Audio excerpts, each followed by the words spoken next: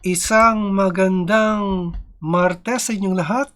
Ito po ang January 11, 2022 edition ng The Stock Market Today. Sana po ay nasa mabuti po tayong kalagayan at wala pong COVID. Ito po ang inyong lingkod, Benji Chadoro. Ako po ay isang retired bank officer na nagsimula mag-invest sa Philippine stock market noong 2007. Ginagawa ko po itong report araw-araw na sinimulan ko po noong August of last year or August 2020. Ako po ay nagre-report ng latest news tungkol sa inyong paborito at pinaka-aktibong stocks. At if you like the content, I invite you to subscribe to my channel. Kung meron po kayong stocks na gustong ipa-review, paki-comment lang po sa comment box at aking pong ipa-prioritize. Ang ating financial news ay tungkol sa IPO outlook in spite of the virus surge.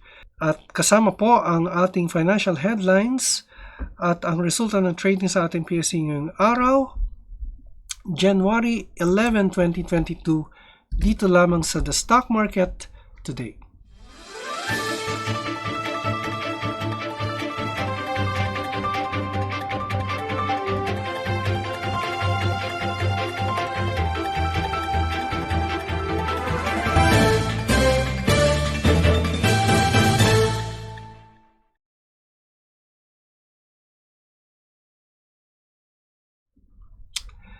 Okay, so let's start with our financial headlines, and this is from BDO Securities.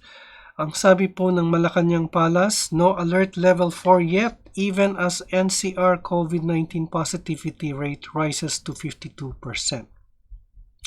FDI rises 98.9% year-on-year. Ito yung foreign direct investment. In October 2021 to $855 million. IMF warns emerging economies about economic turbulence. In our sectoral and company news, CNPF unveils dairy-free and shelf-stable products. Then power rates decline in January. Ito po yung sa Meralco. Philippines urges Indonesia to lift coal ban. So medyo nahihirapan yata tayo mag-source ng coal. Ano po? Ang ating main news ay nasa Business World. Virus surge clouds outlook for IPOs. Ongoing surge in coronavirus disease 2019 infections in the country is clouding the prospects for upcoming initial public offerings or IPOs. This as residential developer Housestock and Figaro Coffee Group Inc. are scheduled to make their Philippine stock market debut this month. Call Financial Group Inc. Chief Technical Analyst Juanis G. Barredo said the market has been factoring in the latest COVID-19 surge and the more hawkish stand in the U.S. Federal Reserve, which may have contributed to the recent lackluster volume at the stock market. IPOs during this time may not get the multiplier effects they would have wanted as demand levels would clearly be impacted, he said in a Viber message on Friday. This may drive some difficulty in listings during this month as volume levels remain stunted as we have two headwinds to deal with at the time being, he added, referring to the COVID-19 surge and the looming interest rate hike in the United States. Ibig sabihin po nito, kasi dito sa mga previous paragraphs, more hawkish stands. Ang ibig po sabihin kasi ng hawkish is tumataas, no? Hawkish, yan yung tumataas na interest rate as compared to dovish na pababang interest rate. Pagka tumataas po ang interest rate sa US, ang ating mga US investments dito sa other countries, kasama po dito yung Philippines, lumilipat po yan from other countries back to the US. So nagkakaroon po yan ng yung lesser investments dito sa halimbawa sa Philippines, lesser po investments kung hawkish po o tumataas yung interest rates sa US. Ganun po ang magiging impact niyan. The US Fed is widely expected to raise interest rates in March and start reducing its asset holdings. There are worries to a repeat of 2013 so-called taper tantrum, which led to sharp capital outflows from emerging markets like the Philippines. So, nagmamigrate po yung investments from emerging markets like the Philippines back to the US. The Philippines is in the middle of another COVID-19 wave, with new daily cases hitting 28,707 on Sunday. Active cases reached 128,114 at a 44% infection rate. Analysts would keep an eye on the increasing COVID-19 cases in the country and how this may affect government policies on movement restriction. Timson Securities Inc. trader Darren Blaine Tipangan said in a separate Viber message on Friday. However, First Metro Investment Corp head of research Christina S. Ulang said the PSEI remains resilient and this would be the cushion for upcoming public offers. PSEI looking resilient about 7,000 due to high vaccination rate, and this will be the cushion for IPO, keeping investors' attention and interest to buy on dips, Ms. Ulang said in a Viber message on Friday. The Philippine Stock Exchange Inc. just saw a record year of fundraising activities in 2021. This year, House stock is set to make its debut at the PSE Small, Medium, and Emerging Markets, tentatively set for January 17. Figaro Coffee Group Inc.'s offer period starts on Monday, January 10, up to January 14. The company will list under the stock symbol FCG on the main board of the PSE on January 24. So, start na po ang offer period today up to Friday. San Miguel Corp's Bank of Commerce, Citicorp Energy REIT Corp, and CTS Global Equity Group are awaiting regulatory approval for their IPO. Meanwhile, Balay ni Frutas Inc., Northstar Meat Merchants, and Ovia Land Inc. have expressed interest in raising funds through the stock market this year. And I guess even Maynilad, ano? Kasi kung titingnan po natin, segue po tayo sandali. Yung Maynilad, one of the requirements of the concession agreement was to, which takes effect on January 22, was to list Maynilad in the stock exchange. Oh? Okay, the law grants Maynilad Water Services its franchise will take effect on January 22, the water concessionaire's listed shareholder said on Monday, giving it until early 2027 to list its shares in the stock exchange. So not necessarily this year, but within a 5-year period.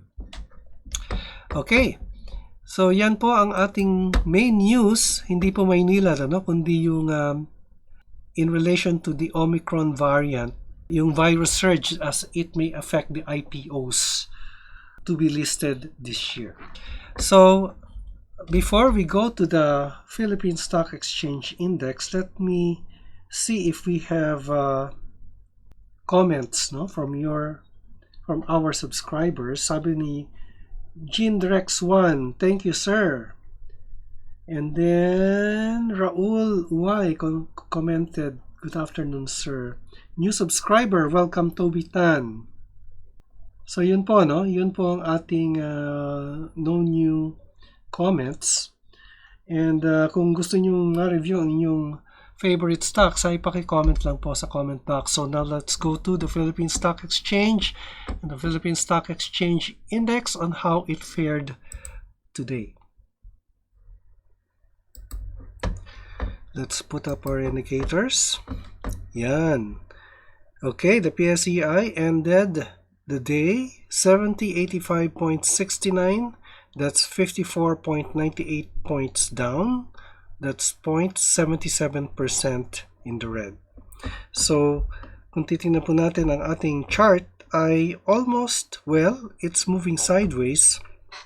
And the closing of the index, it's below our 50 and 20-day exponential moving average, but still above our 100-day. So, in a sense, it's moving sideways. Sideways to bearish po ang kanyang movement. Yung ating sectoral indices naman, 105 companies declined, 82 advanced, while 43 remained unchanged. The all-share index also moved down 0.64%, while all our sectoral indices are down. And this was led by mining at 1.37%. On the most active stocks, we will be reviewing the top 6. That will be SPNEC, Ali, SM, MBT, PureGold, and Ayala Corporation. Okay, so let's start with solar power. Nueva Ecija. Yan. Uy, it ended higher. Huh?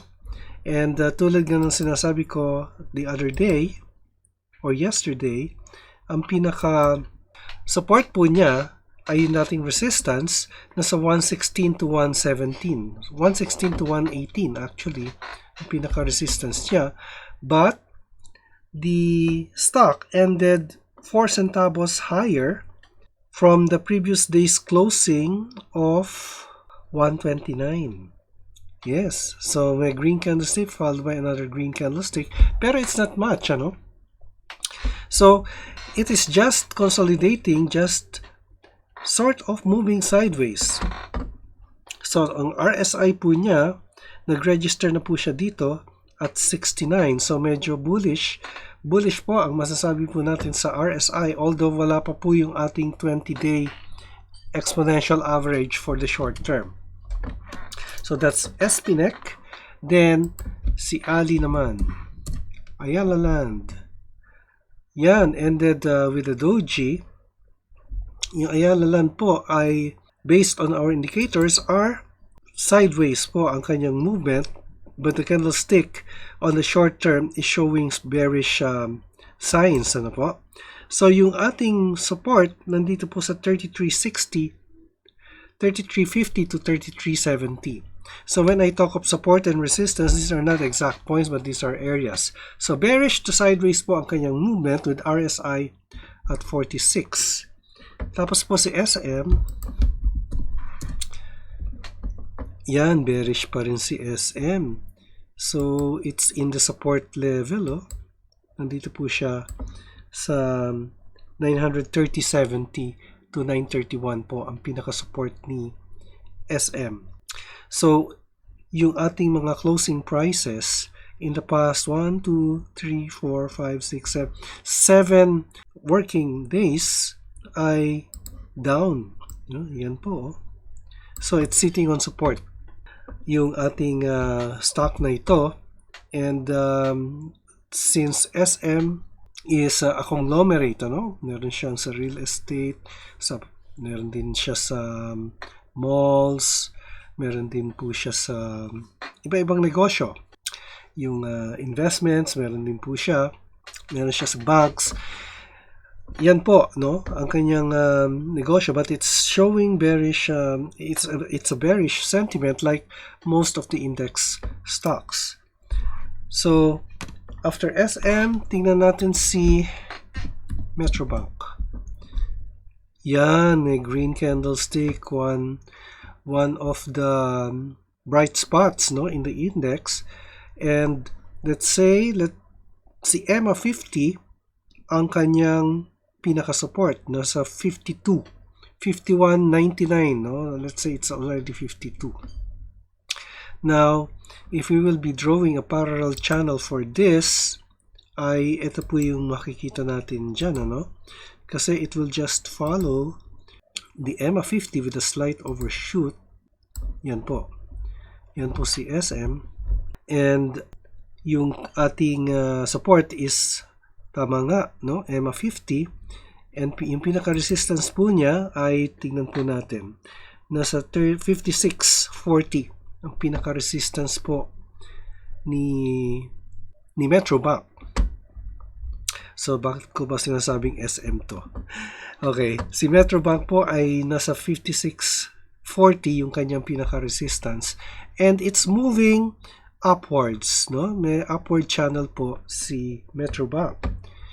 Then we have PureGold. PureGold, it's just like the other index stocks. Bearish po siya. Ngayon ay is showing bearish sentiment. Yung kanyang support nandito po sa area to. Yan po, nasa 36.40. 36.30 to 36.40 po ang pinaka-support niya. And our indicators are above, no? Meaning, bearish po ang dating niya. RSI is at 35.92. It is a bearish number. Nagkaroon po siya ng dividends. Okay, payable February 1. So, yan po ang aking take for Pure Gold. Still going down. Pero ang fundamentally, maganda po ang Pure Gold. Ano po? Kasi po, ang target price po dito, ang tunay na value ng kanyang stock ay nandito po sa 56. No? Or almost a more than 50% upside. So, yun po ang aking take for Pure Gold. 36.55 kahapon, ngayon nasa 36. So, more than 50% po yung upside ni Pure Gold pagdating po sa fundamentals. Finally, we have Ayala Corporation.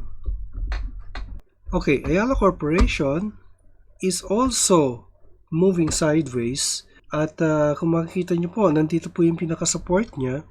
Nasa area pong ito. Yan, 824.80. Ngayon, yung kanyang RSI nasa 44.35. Okay? So, it ended with the red candlestick today and yung kanyang movement ay sideways. Ngayon, ang pinaka-resistance po ni Ayala Corp, nandito po sa, yan, nandito po siya.